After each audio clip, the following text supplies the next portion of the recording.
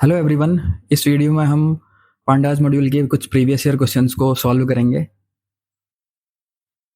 सबसे पहला क्वेश्चन है, which of the following function is use to delete a column from a data frame.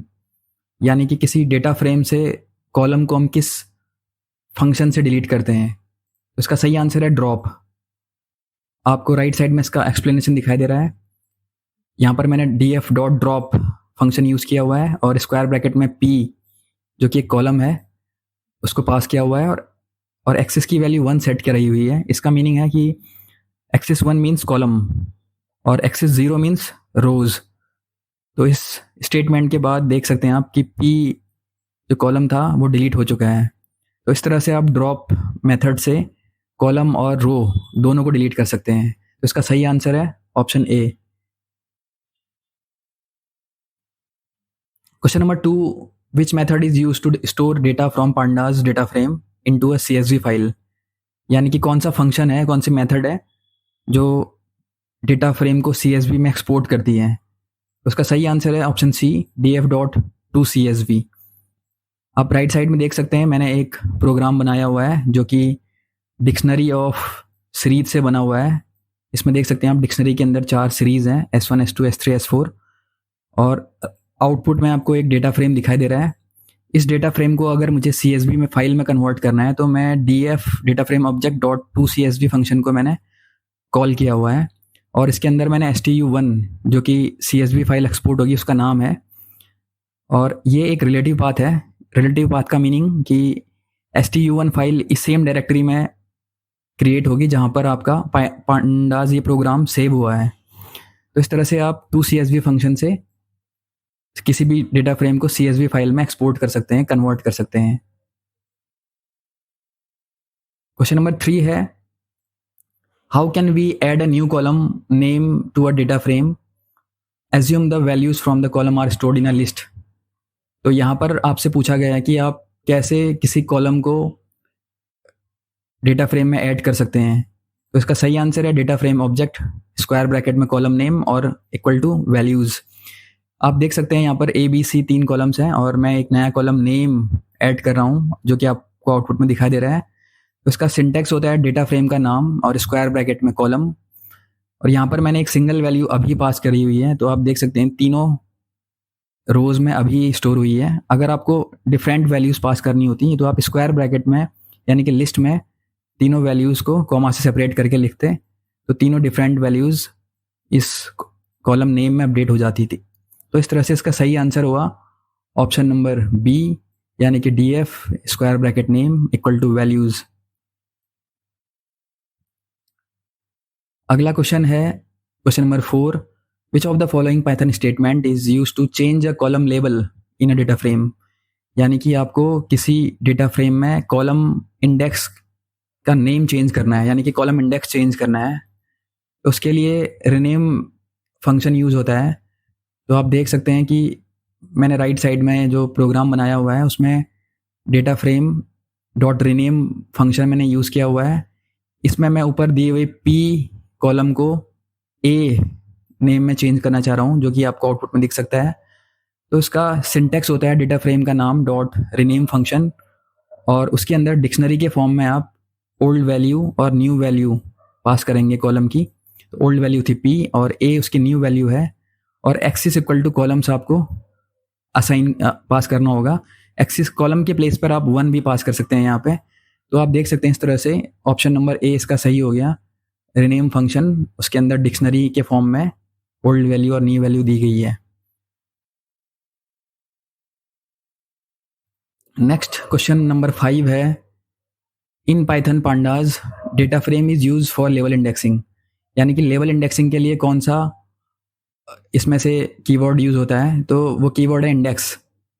तो आप देख सकते हैं यहाँ पर मैंने डेटा फ्रेम क्रिएट करा हुआ है लिस्ट ऑफ नेस्टेड लिस्ट से। तो इंडेक्स फंक्शन इंडेक्स पैरामीटर में जो मैंने 3 वैल्यूज पास करी हुई ABC उससे ये ABC अपडेट हो चुका है as a index, row index कहेंगे इसको आप हम। तो इस तरह से इंडेक्स पैरामीटर से आप रो इंडेक्स चेंज कर सकते हैं और कॉलम से आप कॉलम इंडेक्स चेंज कर सकते हैं या कॉलम नेम चेंज कर सकते हैं। तो इसका सही आंसर है ऑप्शन नंबर बी।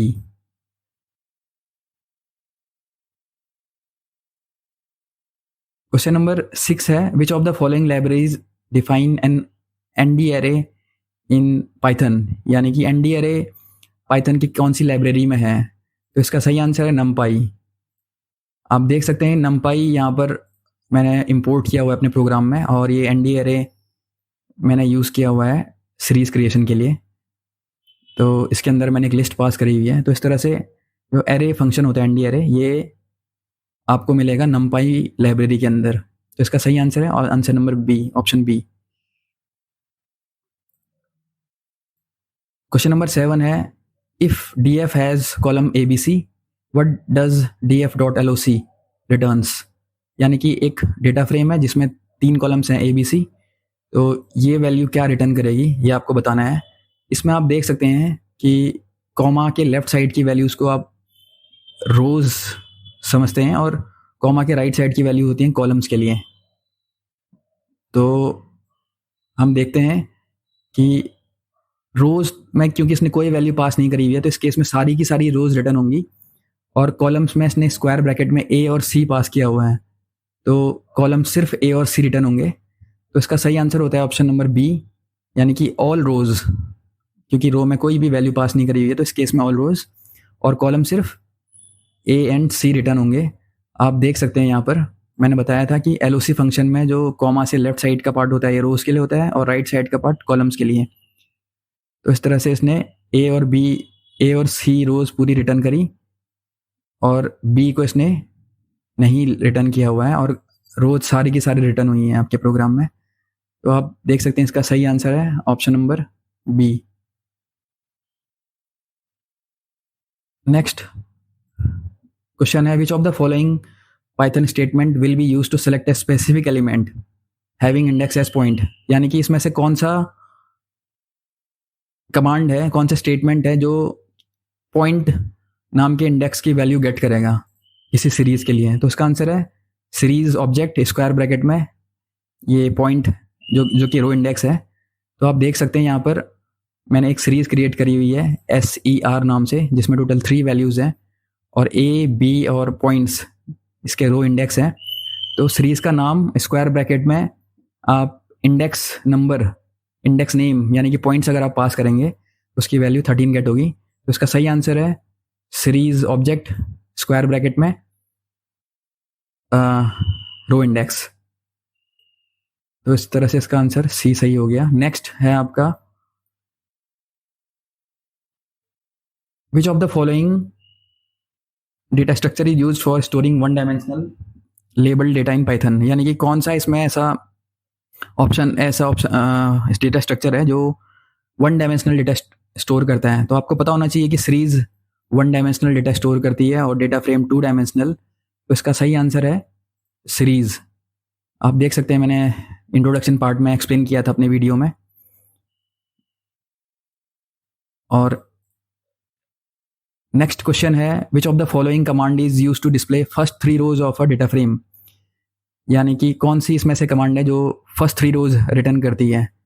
तो आप देख सकते हैं कि df हेड फंक्शन जो होता है वो फर्स्ट की 5 रो रिटर्न करता है बाय डिफ़ॉल्ट, लेकिन अगर आप हेड फंक्शन में कोई वैल्यू पास करें, यहाँ पर हमने 3 पास करा हुआ है तो टॉप 3 वैल्यूज रिटर्न करेगा।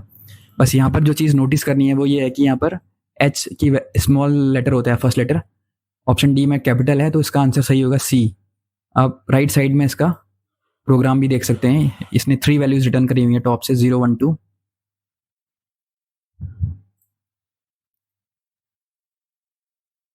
नेक्स्ट क्वेश्चन है, what will be the output of the following Python code. यहाँ पर आपको आउटपुट बताना है जिसमें एक सीरीज फंक्शन बताता है कि यहाँ पर हम सीरीज क्रिएट कर रहे हैं और सीरीज में हमने डी पास करा हुआ है। इसका डी क्या आप देखते हैं, डी एक डिक्शनरी है जिसमें टोटल 4 की वैल्यू पेयर हैं। तो की वैल्यू आपको पता होना चाहिए कि सीरीज के केस में जो कीज़ होती हैं जनवरी, फरवरी, मार्च, अप्रैल, ये एज अ रो इंडेक्स काम करती हैं। तो आप देख सकते हैं कि क्वेश्चन ऑप्शन ए में जनवरी, फरवरी, मार्च, अप्रैल रो इंडेक्स हैं और इनकी वैल्यूज़ ये हैं 31, 20, 20, 31, 30। तो इस तरह से ऑप्शन ए इसका करेक्ट होता है।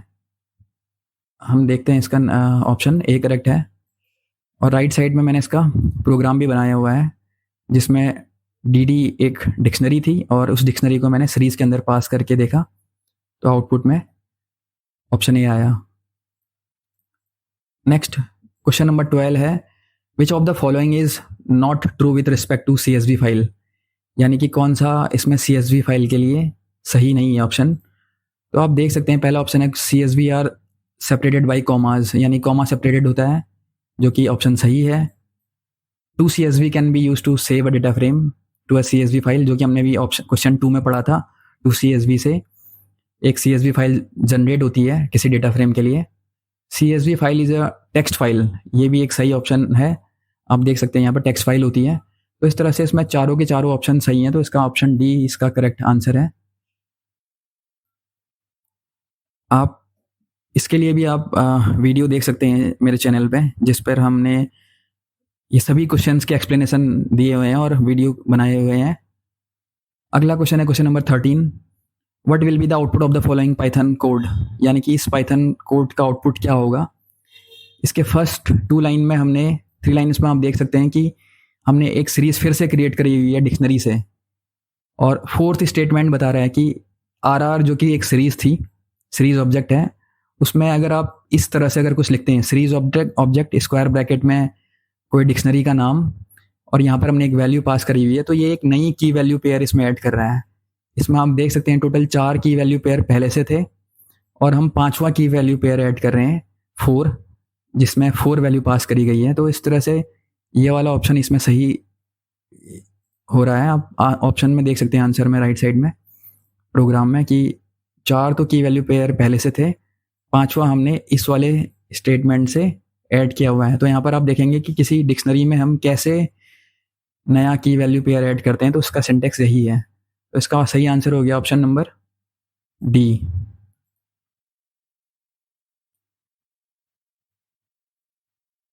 नेक्स्ट क्वेश्चन नंबर 14 है, which of the following command will not show first 5 rows from the pandas series name SI, यानी S1। तो इसमें से कौन सा प्रोग्राम है, जो कौन सा कमांड है जो फर्स्ट 5 रोज नहीं रिटर्न करेगा। तो आपको पता होना चाहिए कि हेड भी टॉप 5 वैल्यूज रिटर्न करता है बाय डिफॉल्ट, और अगर हम 5 वैल्यू पास करेंगे तो उस केस में भी 5 वैल्यू रिटर्न करेगा। यहाँ पर सीरीज से हमने जो स्लाइस गेट करी हुई है 0 to 5 की, इसमें 0 1 2 3 4 टोटल 5 वैल्यूज रिटर्न होंगी। ऑप्शन नंबर 4 इसका गलत है, क्योंकि आप नीचे देख सकते हैं ये टाइप एरर है, यानी कि आप हेड एक फंक्शन है, उसमें आप स्क्वायर ब्रैकेट में इस तरह से वैल्यू नहीं देंगे, आपको राउंड ब्रैकेट के अंदर वैल्यूज इसमें देनी होंगी।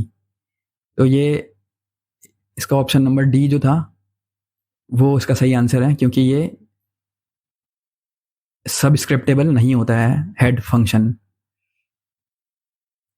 तो अगला क्वेश्चन है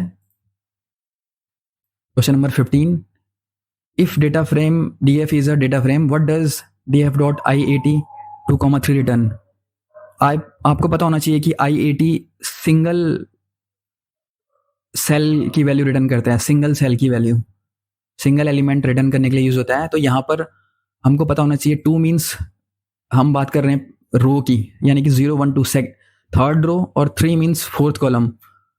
तो इस तरह से आप देख सकते हैं कि इसका आंसर होगा 2 3 हमने यहाँ पर पास किया, तो 2 मीन्स बाय डिफॉल्ट जो इंडेक्स होते हैं वो होते हैं 0 1 2, और यहाँ से भी 0 1 2 3।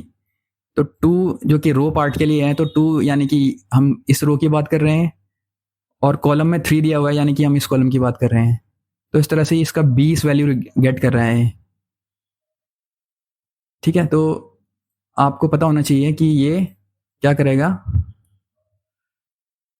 कि the scalar value at row index number 2 column index 3, यानी कि ये जो कि हम 20 की बात कर रहे थे। नेक्स्ट क्वेश्चन नंबर 16 है, which of the following create a data frame from a dictionary of series where key becomes column name. तो इस क्वेश्चन में पूछा हुआ है कि which of the following creates data frame, कौन सा डेटा फ्रेम क्रिएट करेगा डिक्शनरी ऑफ सीरीज के केस में, वेयर की जो होंगी वो कॉलम नेम बनेंगी। तो आपको पता होना चाहिए कि सीरीज के केस में जो डिक्शनरी की कीज होती हैं वो रो इंडेक्स का काम करती हैं, लेकिन डेटा फ्रेम के केस में ये उल्टा होता है। डेटा फ्रेम के केस में जो कीज़ होती हैं वो कॉलम इंडेक्स का काम करती हैं। तो इस तरह से डिक्शनरी, इसका ऑप्शन नंबर 2 सही होगा, जो कि डिक्शनरी ऑफ सीरीज से एक डेटा फ्रेम क्रिएट करता है। यहाँ पर आप देख सकते हैं मैंने प्रोग्राम बनाया हुआ है, S1 S2 दो सीरीज मैंने क्रिएट करी हुई है, S1 और S2, और डेटा फ्रेम के अंदर मैंने एक डिक्शनरी पास करी हुई है और उस डिक्शनरी में जो वैल्यूज़ हैं वो सीरीज़ हैं। तो ये जो प्रोग्राम है ये डिक्शनरी ऑफ सीरीज़ का प्रोग्राम है, और इस केस में जो कीज़ थी वो एज अ कॉलम इंडेक्स काम करेंगी। तो ये पॉइंट बहुत इंपॉर्टेंट है कि डेटा फ्रेम के केस में जो कीज़ होती हैं वो कॉलम इंडेक्स का काम करती हैं। क्वेश्चन नंबर 17 है, what will be the output of the following Python programme mentioned below. यानी कि इस प्रोग्राम में क्या आउटपुट आप गेट करेंगे। यहाँ पर हमने एक प्रिंट df एक स्लाइसिंग दी हुई है। स्लाइसिंग के केस में आपको पहले पता होना चाहिए कि 3 पैरामीटर्स होते हैं। तीनों पैरामीटर बताते हैं आपको स्टार्ट, स्टॉप और स्टेप। नीचे प्रोग्राम में देख सकते हैं 2 का मीनिंग है स्टार्ट, और अगले 4 का मीनिंग है स्टॉप, और तीसरे का मीनिंग है स्टेप। स्टार्ट, स्टॉप और स्टेप, और स्टॉप हमेशा स्टॉप -1 तक रन करता है। तो यहाँ पर मैं एक बार इंडेक्सिंग ले लेता हूँ, 0 1 2 3 और 4। तो आप देख सकते हैं क्योंकि हमने स्टार्ट करना है 2 से और स्टॉप करना है 4 तक, क्योंकि लेकिन स्टॉप -1 तक रन होता है तो 3 तक ही ये स्लाइस होगी। और स्टेप है 2 का, तो पहला एलिमेंट तो ऑरेंज होगा, उसके बाद जो अगला एलिमेंट है वो गुआवा में जाएगा, लेकिन स्टॉप ये ग्रेप्स में ही हो चुका है। तो इस तरह से इसका आंसर होगा ऑरेंज, और यहाँ पर आंसर आया इसका ऑरेंज।